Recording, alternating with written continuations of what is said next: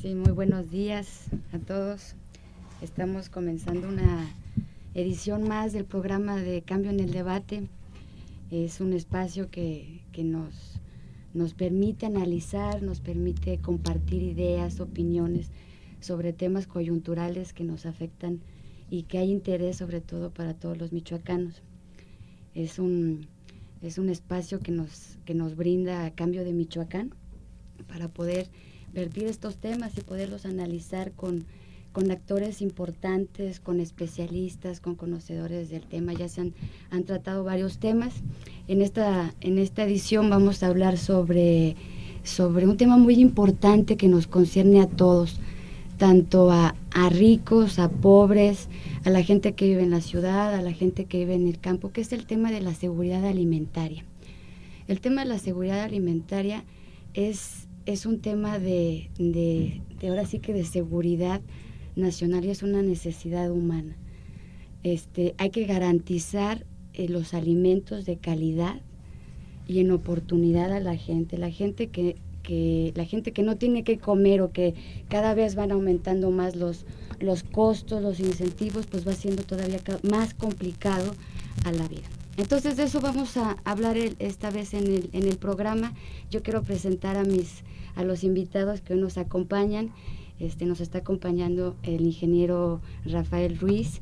Él es representante de la Asociación Michoacana de Empresas Solidarias. Es una organización de productores civil que han trabajado mucho el tema de economías solidarias, que han hecho mucho trabajo con respecto de este tema. Y está también el ingeniero Roberto Cutiño.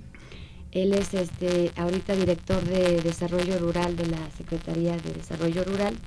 Es una gente con mucha experiencia que ya tiene tiempo trabajando en el tema del campo, en el tema de desarrollo rural. Es un conocedor del tema y pues nos da mucho gusto que nos acompañen.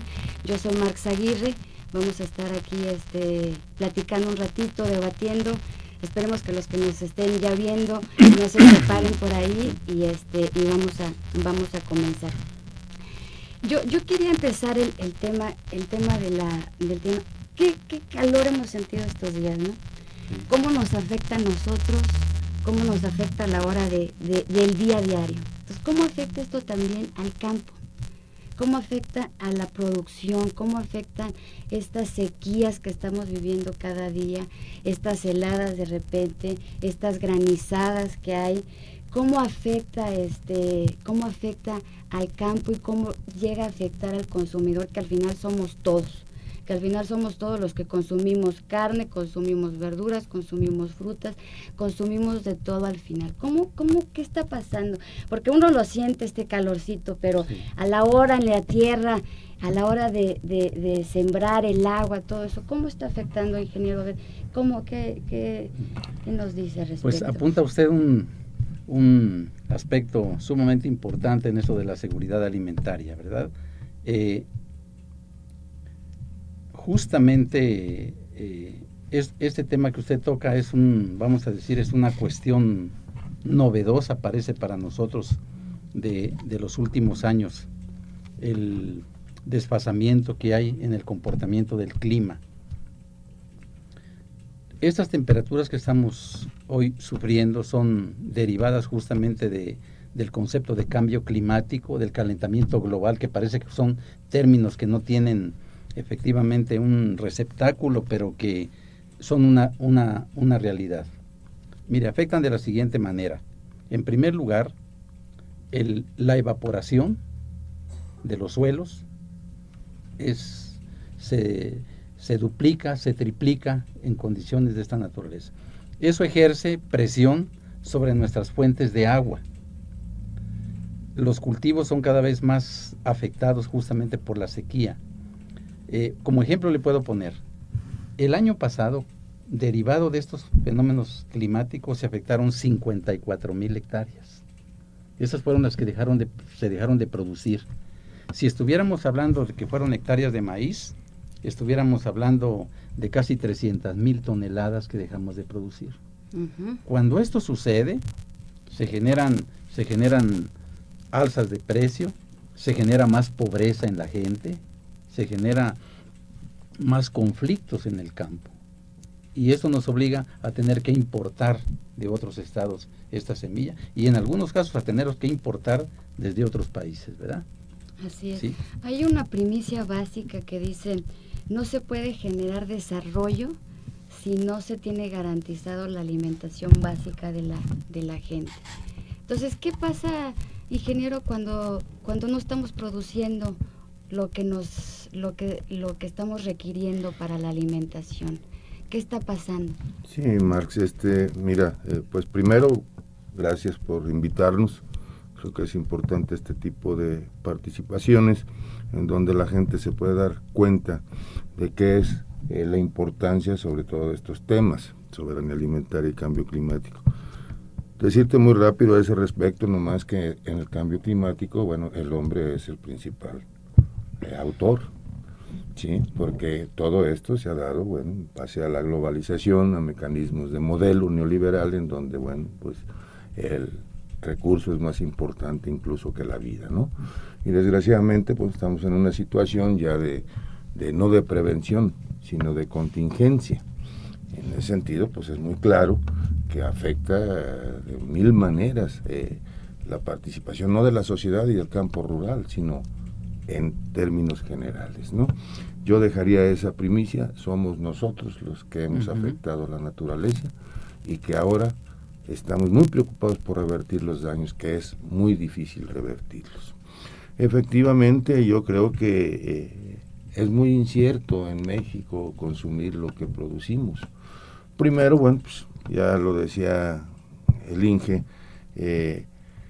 pues todas estas circunstancias hacen que cambien incluso las formas de como tradicionalmente veníamos asegurando la alimentación. Yo recuerdo, mis abuelos, Inge, comíamos 10, 15 y había suficiente. Y ahora, bueno, pues un hijo ya hasta lo piensan las mujeres para traerlo al mundo. Yo pienso que esto es una cuestión, diría, de política pública.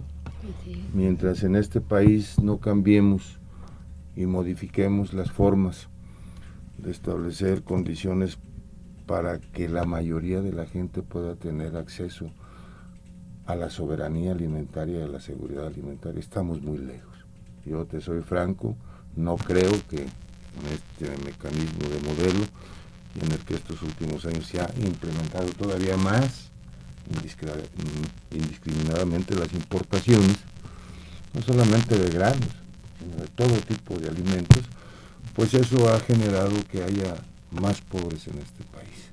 Creo que habría que ver desde el modelo y cómo en los hechos podemos transformar esas situaciones que ahorita son adversas, pero que también son oportunidades de reflexión y de poder plantear nuevas estrategias.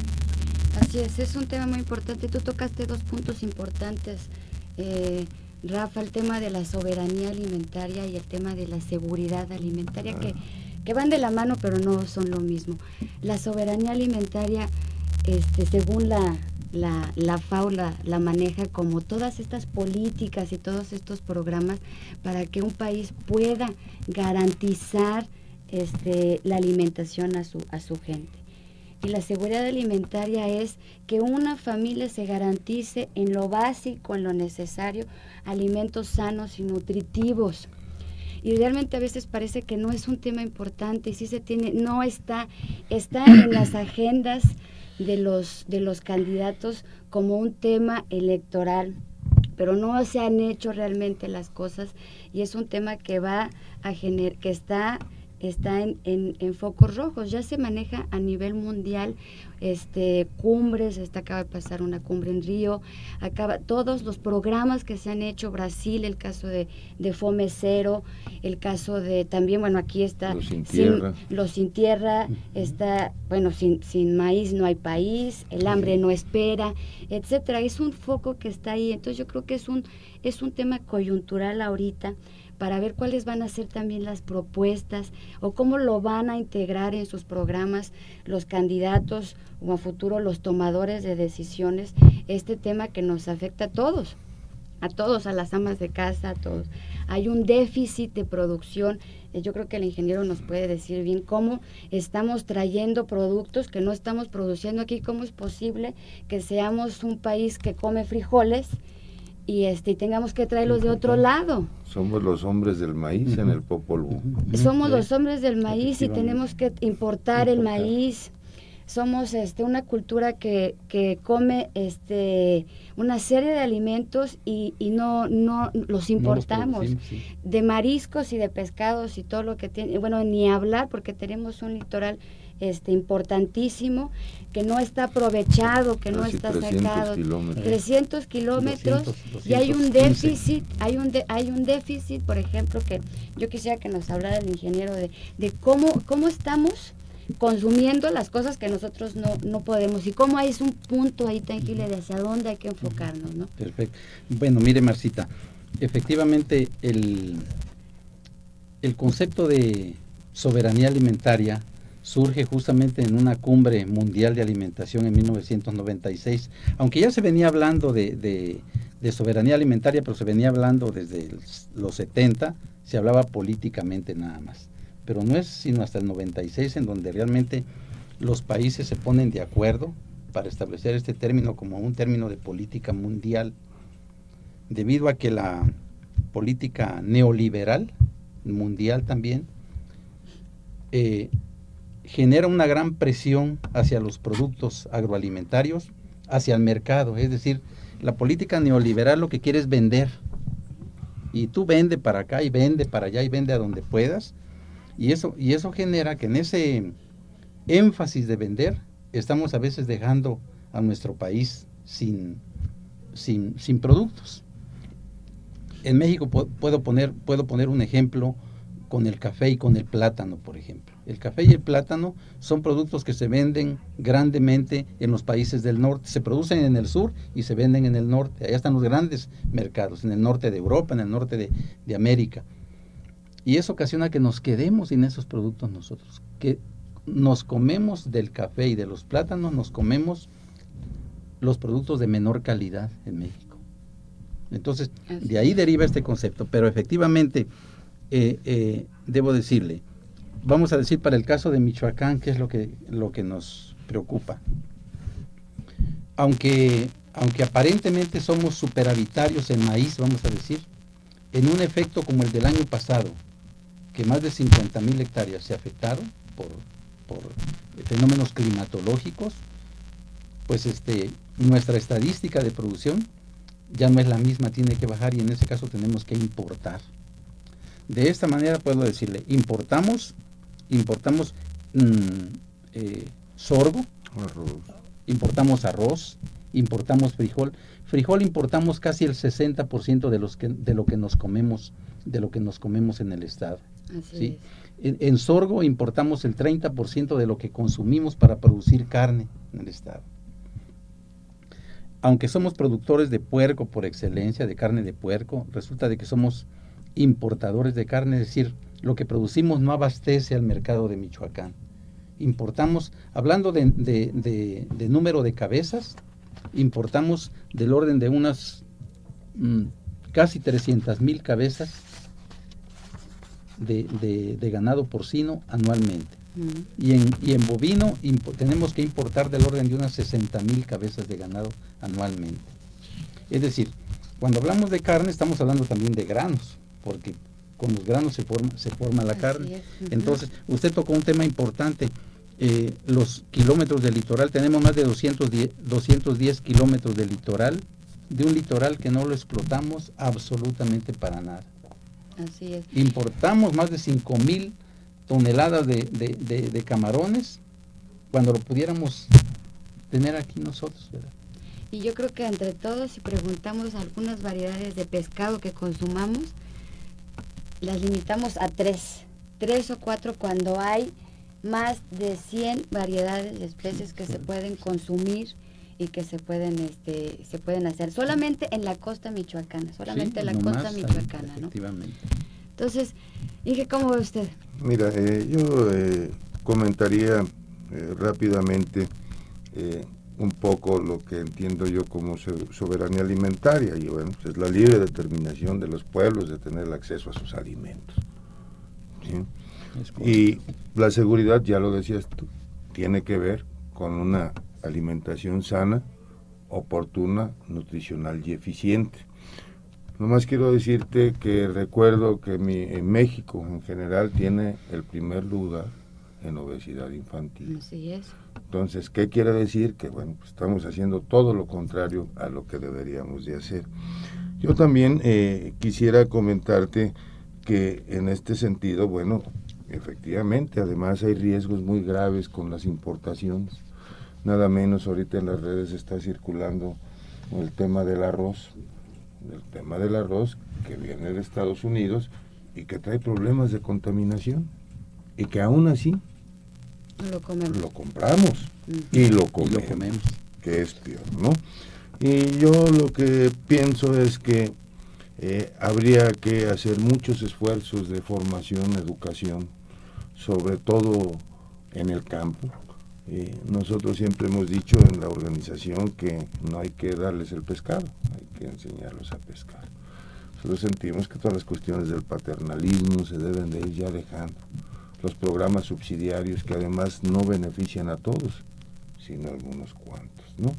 Entonces yo considero que estos temas, antes uno decía, y hace poco se empezó a comentar que las próximas guerras ya serían por el agua. Así es.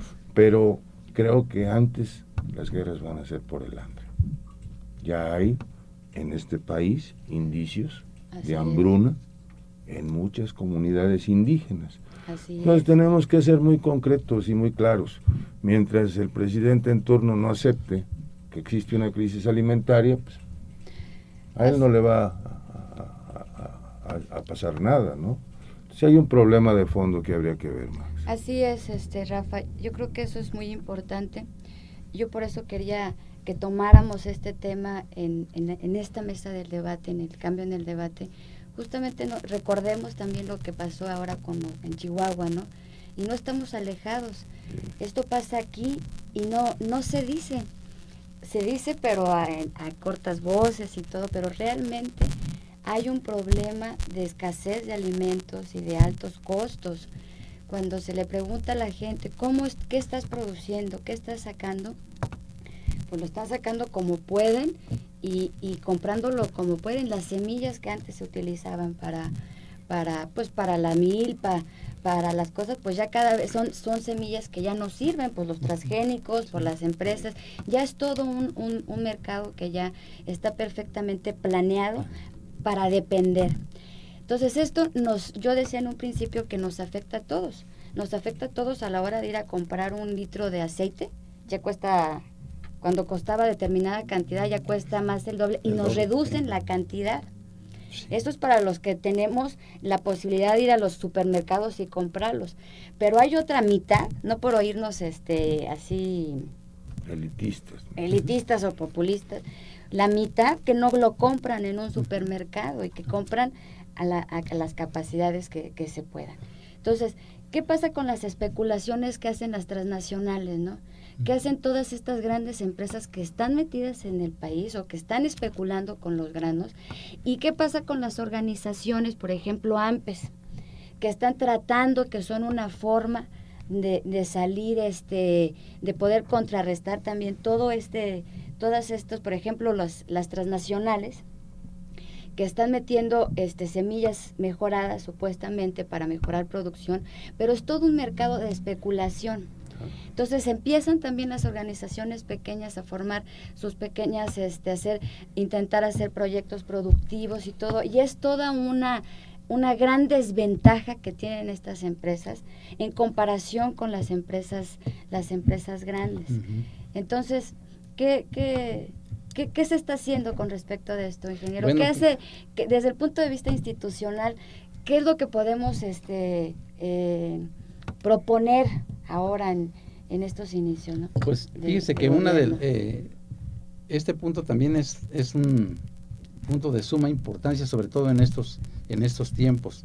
efectivamente, porque parece que la agricultura, en el marco de la tecnificación, estamos cayendo en algunos hábitos que nos están doblegando, que nos están cada vez poniendo en mayor riesgo.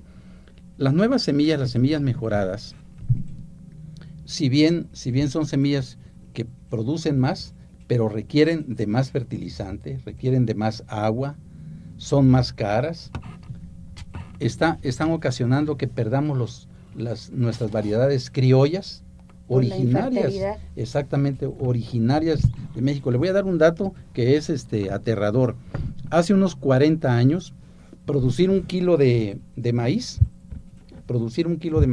se estimaba que requería aproximadamente 1/2 metro cúbico de agua. Uh-huh. De acuerdo a la cantidad de agua que le aplicábamos 1 hectárea y la cantidad de maíz que obteníamos, se requería del orden de vamos a decir, de 500 litros de agua para producir 1 kilo de maíz.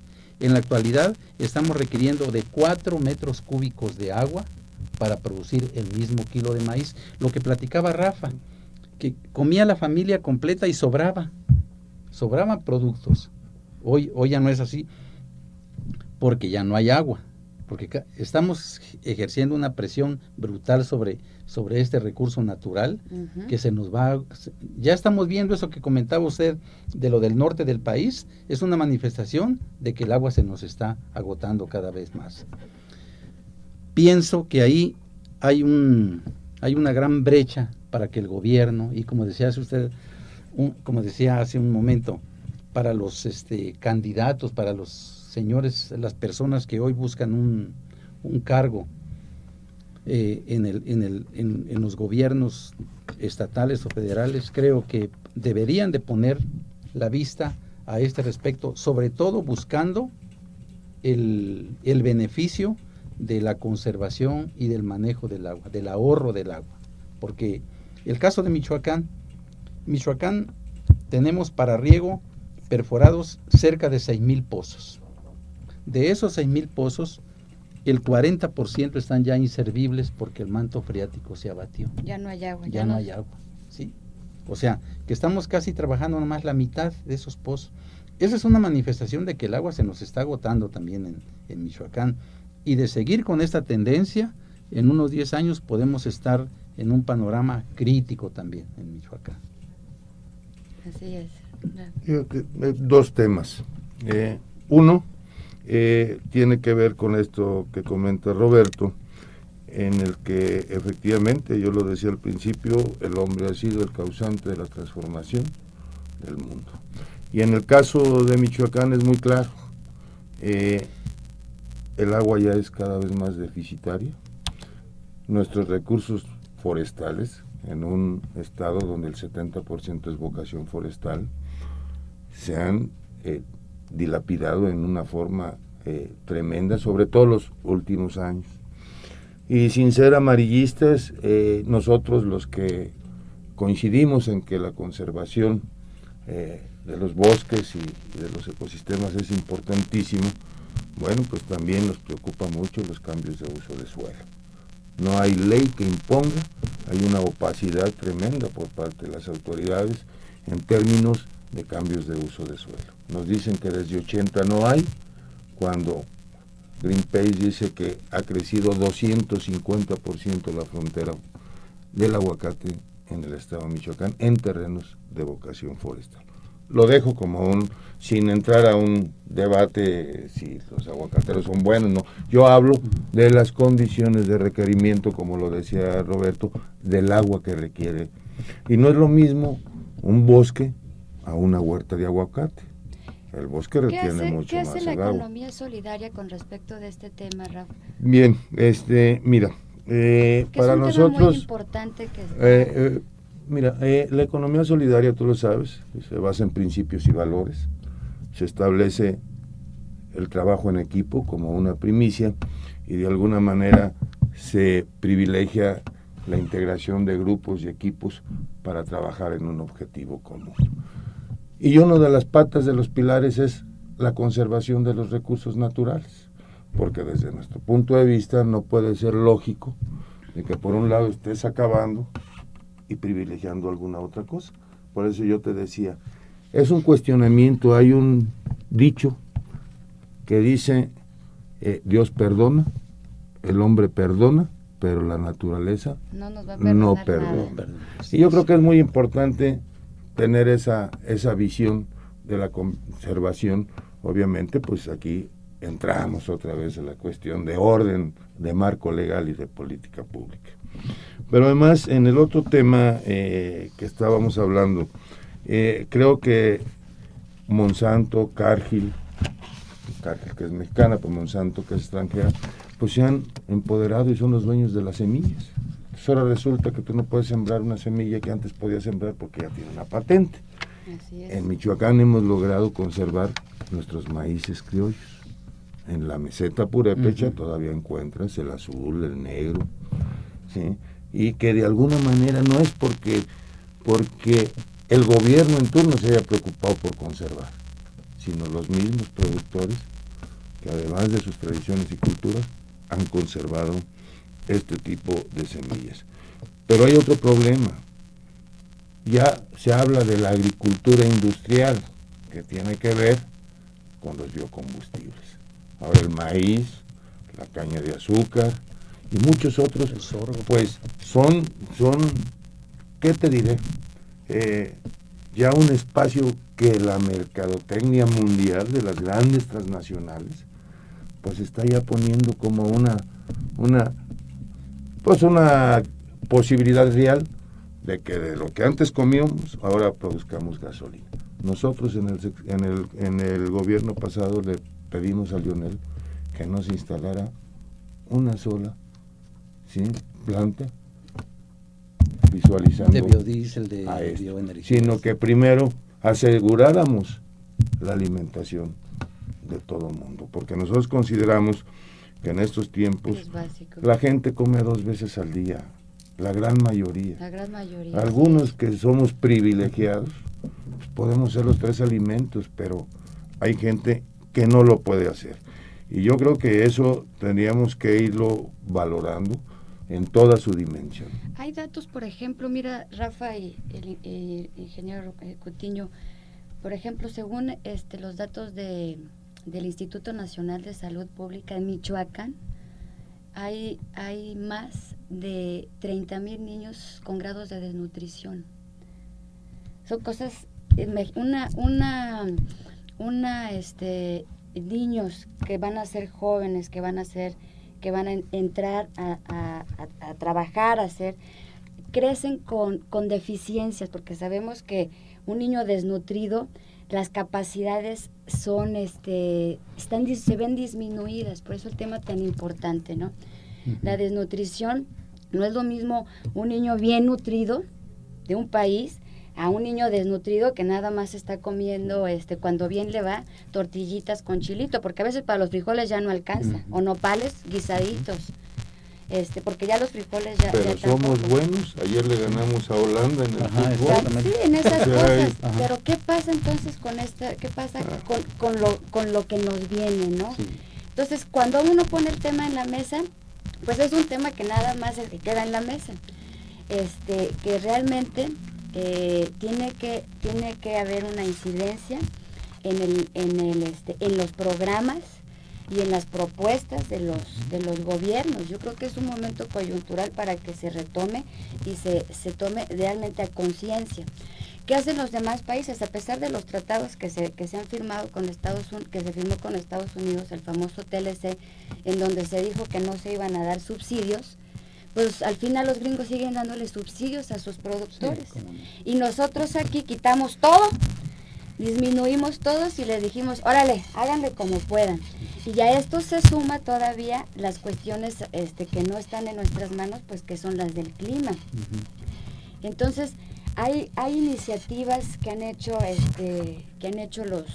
los diferentes gobiernos de manera transversal, los programas de canastas básicas, los programas de PESA, el programa de seguridad alimentaria. Todos estos programas habrá que evaluarlos y ver cómo se fortalecen para ir haciendo una propuesta de dónde vamos a dejar este tema para para dejarlo en la conciencia de la gente y que quede ahí, ¿no? Pues fíjese que hace usted referencia, cuando hace referencia a estos niños desnutridos, Michoacán tiene 27 municipios que están considerados de alta y muy alta marginación. Entre ellos están algunos municipios de la meseta. Otros están aquí en Churumuco, La Huacana. Y ahí justamente opera este programa, que es un programa auspiciado por FAO. Si hacemos un análisis de esos municipios, vamos a darnos cuenta rápidamente, sin tener que ir allá, que lo que falta ahí es agua. Son los municipios que tienen la menor posibilidades de tener agua. No tienen un clima favorable, no tienen grandes escurrimientos, no tienen ríos.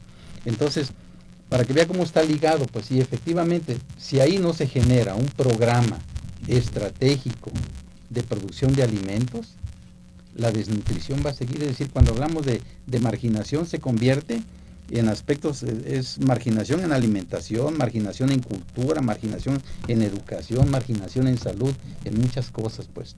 De suerte este programa que usted menciona, el PESA, que es el programa, el Proyecto Estratégico de Seguridad Alimentaria, trae una estrategia específica justamente que va principalmente detrás de producir alimentos. Como una de sus grandes componentes está la de producir alimentos. Y es pues esto una manifestación de que aparentemente tenemos mucha agua en el Valle de Apatzingán, o tenemos mucha agua en el Bajío, pero resulta de que cada vez el recurso es más limitante y que pone en riesgo en un corto tiempo, yo le estoy poniendo unos 10 años, la producción de alimentos. Rafa, ¿qué piensas tú desde el punto de vista de producción, de organización, desde el punto de vista...? Mira, yo quisiera antes referirme un poco, a lo mejor a la estadística vale la pena hacer algún comentario. Yo te diría que, ya lo decía Roberto, pero además Michoacán ocupa el 6º lugar en pobreza alimentaria en este país, ¿sí? Alrededor del 40% de su población tiene este problema. Y efectivamente nosotros tenemos una agencia de desarrollo rural que está en Churumuco y Sitio, y que vemos que sí hay logros importantes en el replanteamiento del tejido social, pero son programas que tienen muchos candados, que no permiten la agilidad de los recursos oportunos, y que de alguna manera, bueno, sí logramos cambios porque se maneja el traspatio, las granjas, los baños secos, algunas ecotecnias, y de alguna manera, bueno, pues la intención de generar, sobre todo, participación social, ¿sí? Que es muy importante. Y también, bueno, le da un sesgo a esa política paternalista. Son programas que valen la pena, pero que necesitan revisarse, porque además hay muchos recursos, pero son muy pocas agencias las que logran tener un impacto realmente. No, y además estar dentro de ese espacio. Pero mira, en términos generales, en este país, el 75% de las tierras cultivables están en proceso de desertificación, hijita linda. Se habla que se rehabilitarían en 530 años. O sea, el daño está hecho y es muy grave. Ahorita importamos el 42.5% de los alimentos. Estamos a punto de pasar a la clasificación de FAO de países dependientes, que es el 45%. Efectivamente, tuvimos un problema desde el establecimiento del Tratado de Libre Comercio. Abrimos, globalizamos, sin tener las capacidades desarrolladas localmente. Y como tú lo decías, la diferencia tan grande en los subsidios por parte de los canadienses y de los estadounidenses, pues hacen al productor mexicano incompetitivo. No tiene la posibilidad de vender sus productos porque son más caros de lo que nos cuesta traerlos de los Estados Unidos. Eso es lo que hay que revisar. Esa es la pérdida de la soberanía alimentaria que nosotros estamos vislumbrando. Yo creo que sí hay esfuerzos importantes. Yo creo que en este sentido todos tenemos una responsabilidad social. Todos, tanto las instituciones, los medios, la sociedad civil organizada. Y te recuerdo, y ya lo decías tú, antes teníamos el Ecuaro, en donde era una asociación de cultivos pequeños de la parcela, te daba alimento, pero además teníamos la milpa, que era la calabaza, el maíz y el frijol, y no había problemas, ¿sí? Desgraciadamente, bueno, nos globalizan, nos meten a la competencia y pues nos dejan en totalmente condiciones muy limitadas. ¿Qué estamos proponiendo? Pues políticas públicas integrales, que primero no vean como rentable el campo, vean como una cuestión de seguridad, ya lo decía, y de soberanía alimentaria, pero además de formación de nuestras gentes. No hay capacitación, no hay asistencia técnica, es muy limitada, y no hay precios de garantía, ni hay posibilidades de un mercado seguro. Nosotros le estamos dando la vuelta en la organización en la que estamos impulsando la economía solidaria, que te decía en principios y valores. Tenemos que establecer procesos de formación humana primero. Así es, con todo. Porque no puedes entrarle a la gente nomás a la organización para un proyecto. La organización es un proyecto, pero de vida. Así es. Y tenemos que dar ese cambio. Yo creo que Rafa y el ingeniero Roberto Cutiño, ingeniero Rafa Ruiz, este es un tema que da mucho para hablar, muchos temas de qué desbordar. Sí.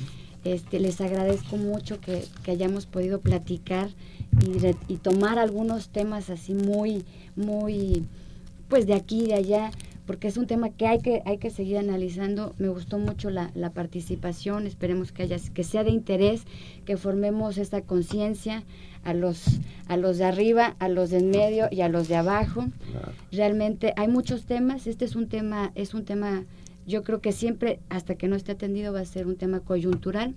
Les agradezco mucho la participación a nombre de Cambio en el Debate. Gracias. Que hayan estado aquí. Es un espacio de cambio en Michoacán. Y pues esperemos que vamos a seguir, porque hay mucho de qué platicar, sí, hay mucho de qué analizar. Es correcto. Es un tema claro. que no va a quedar en la mesa, porque esperemos hay más, que cambio genere más cosas. El cambio. Que va a generar el debate. Muchas gracias. No, al contrario, y pues muy amable. Además, complacido de estar compartiendo la mesa con Roberto y contigo. Y yo creo que estos temas son los que verdaderamente hacen el cambio.